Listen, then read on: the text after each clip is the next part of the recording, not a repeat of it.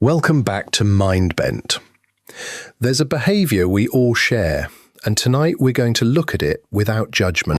The parking stub is in your coat pocket or in the junk drawer or folded inside a wallet you've had since before everything changed.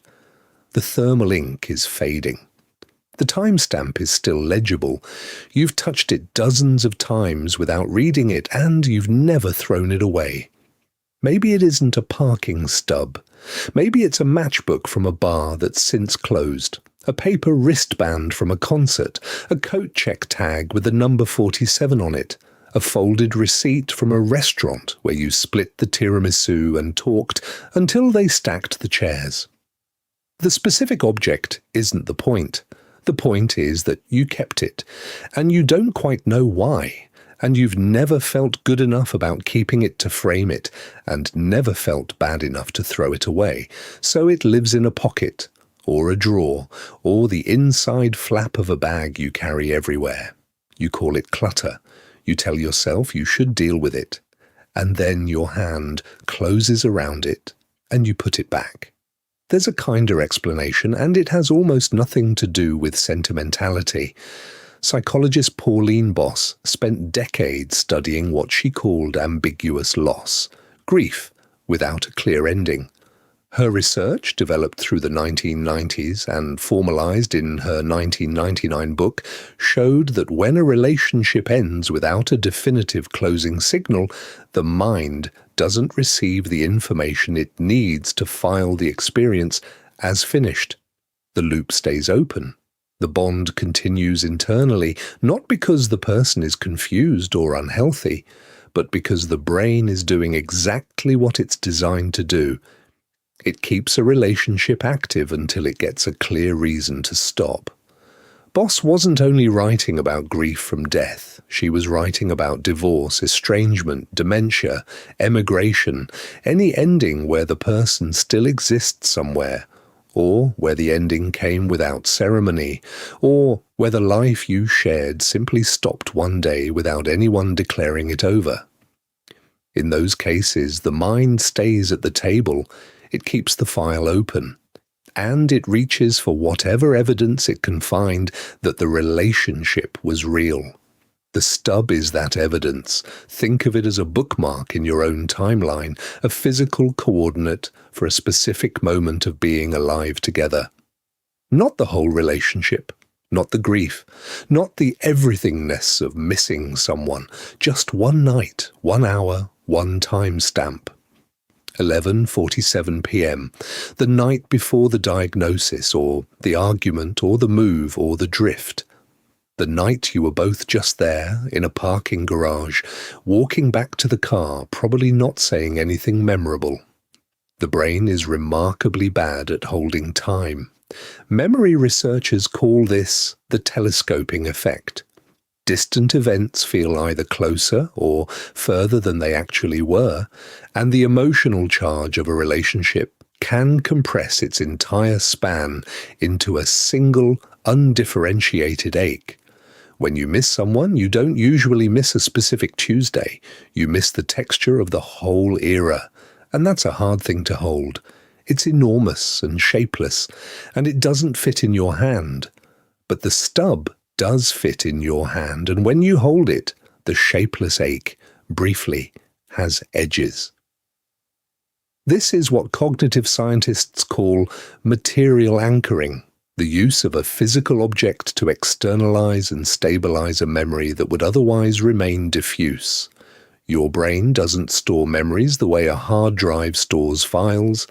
It reconstructs them each time you access them, which means they shift, they compress, they blur at the edges.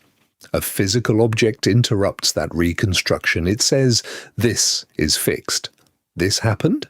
This night has a timestamp and a location and a temperature, and here is the proof in your pocket. You aren't holding on to the loss. You're holding on to the verification that the thing was real. That's a different project entirely, and it doesn't require letting go. It requires understanding what you're actually doing when you keep something. Here's what you can do, instead of deciding anything. First, Stop calling it clutter, even in your head. Clutter is stuff you kept by accident. This you kept on purpose, even if the purpose wasn't fully conscious. Those are different categories, and they deserve different treatment. Changing the label, even privately, shifts the cognitive load. The Zeigarnik effect tells us that unresolved loops create low-grade mental static. Naming the object as intentional gives the brain a quieter relationship with it. Second, find it a bounded home, not a frame on the wall, not a scrapbook, not a project. A small tin, a folded envelope, a section of one drawer, not displayed, not hidden, housed. The difference matters. Hiding suggests shame. Displaying suggests you're trying to explain yourself to visitors. Housing suggests you know what it is and you've decided it has a place. The nervous system registers this as closure adjacent. The loop doesn't close, but it gets a container, and containers reduce ambient static. Third, and this is the only one that requires a minute of your time, hold it once, deliberately, without trying to feel anything in particular, not as a ritual of grief, not as an attempt to remember, just as a gesture of acknowledgement that this night existed, that you were in it, that the timestamp is real, 10 seconds, then put it in its home. Boss's research found something that runs counter to almost everything the self-help industry tells you about loss. Maintaining a continuing bond with someone, holding them as present in some form rather than forcing a clean severance, is often healthier than the alternative. The goal isn't to close the loop. The goal is to carry the open loop without it draining you. A bookmark holds a page. It doesn't demand that you reread the chapter. It just keeps your place. The stub keeps your place. You don't have to decide what the object means. You don't have to explain it to anyone. You don't have to turn it into something. You just have to stop treating the keeping as a problem, because it isn't one. It's your nervous system doing something quiet and precise and surprisingly sophisticated, storing a coordinate for a night that mattered in the only format that fades slower than memory. You're allowed to keep it. You are always allowed to keep it. Tonight, find the thing, whatever yours is, and give it a home smaller than a shoebox and more dignified than a junk drawer. That's the whole action. One drawer, one tin, one envelope. Done.